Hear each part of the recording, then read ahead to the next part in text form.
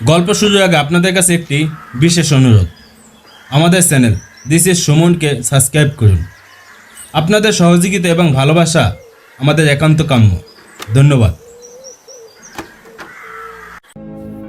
খেয়াল করলে দেখবে তোমার জীবনে এমন কেউ নেই, কেউ আছে যাকে তুমি প্রতিনিয়ত গুরুত্ব দিয়ে যাচ্ছ তোমার প্রায়োরিটি লিস্টের সবার উপরে, অথচ তুমি যাকে এত গুরুত্ব দিচ্ছ বিনিময়ে তার কাছ থেকে অবহেলা ছাড়া আর কিছুই পাচ্ছ না।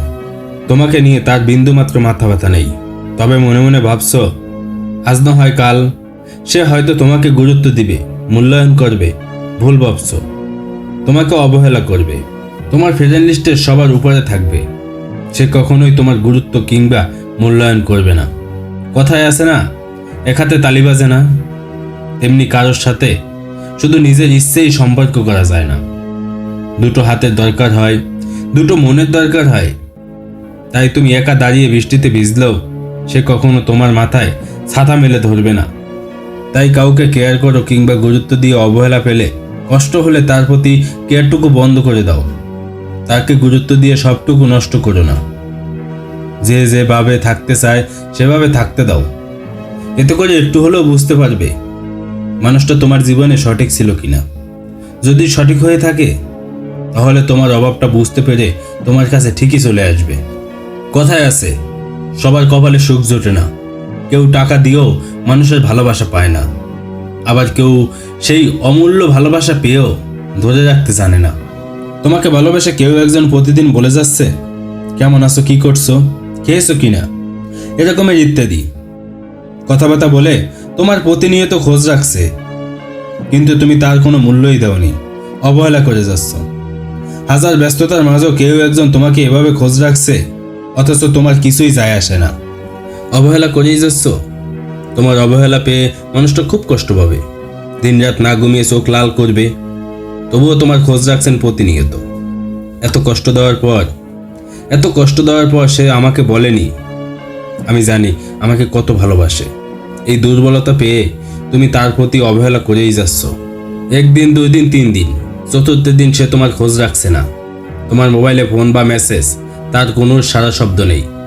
তুমি হয়তো অবাক হয়ে যাবে, ভাববে কি ব্যাপার, আজকে তার কোনো খবর নেই, কেন তোমার মন খারাপ হয়ে যাবে। তুমি হয়তো একটু ব্যস্ত হয়ে পড়বে তার খবর নেওয়ার জন্য। অবশেষে জানতে পারবে সে মানুষটা রাতের পর রাত তোমার জন্য কেঁদে চোখ লাল করে দিত। সে এখন গভীর ঘুমে মগ্ন। যে মানুষটা তার সব কিছু বাদ দিয়ে প্রতিনিয়ত তোমার খোঁজ রাখত, সে এখন তার বন্ধুদের সাথে ফুল মাস্তিতে আছে। যে মানুষটা 3 বেলা খাওয়ার আগে তুমি খেয়েছে কিনা জানতে চাইতো, সে এখন নিজে খেয়ে টুপ করে ঘুমিয়ে পড়ছে।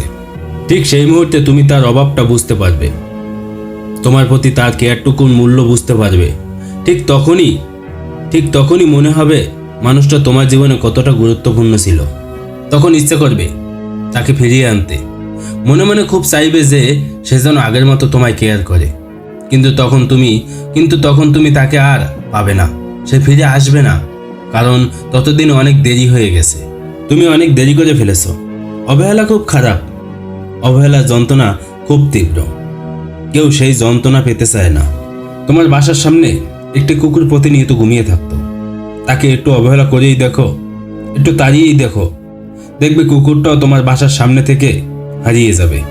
আর আমরা তো মানুষ, পৃথিবীর 17.5 কোটি মানুষের মধ্যে কেউ একজন তো খোঁজ রাখছে। এটা যেমন তেমন কথা নয়, এটা খুব ভাগ্যের বিষয়। তাই সময় থাকতে কাউকে অবহেলা করো না, কাউকে তুচ্ছ মনে করো না। মনে রেখো, কেয়ারের মূল্য তখনই বুঝতে পারবে যখন কেয়ার করার সেই মানুষটা থাকবে না, কেউ থাকবে না, কেউ না। আরে ওয়েট গাইস, কোথায় যাচ্ছেন? আমরা আপনাদের জন্য সময় নষ্ট করে এত সুন্দর ভিডিও তৈরি করলাম, আর আপনারা একটা লাইক কমেন্ট না করে চলে যাচ্ছেন। এটাই আপনাদের ভালোবাসা? এমন সুন্দর ভিডিও পেতে আমাদের সাথে থাকুন, আর আমাদের ভিডিওগুলো বেশি বেশি শেয়ার করুন আপনার প্রিয় মানুষের কাছে। আর হ্যাঁ, একটা কথা, চ্যানেলটি অবশ্যই সাবস্ক্রাইব করে পাশের বেল বাটনটি প্রেস করে রাখুন পরবর্তী ভিডিও সবার আগে পেতে। অনেক সময় নষ্ট করলাম, ধন্যবাদ সবাইকে, ভালো থাকবেন, আল্লাহ হাফেজ।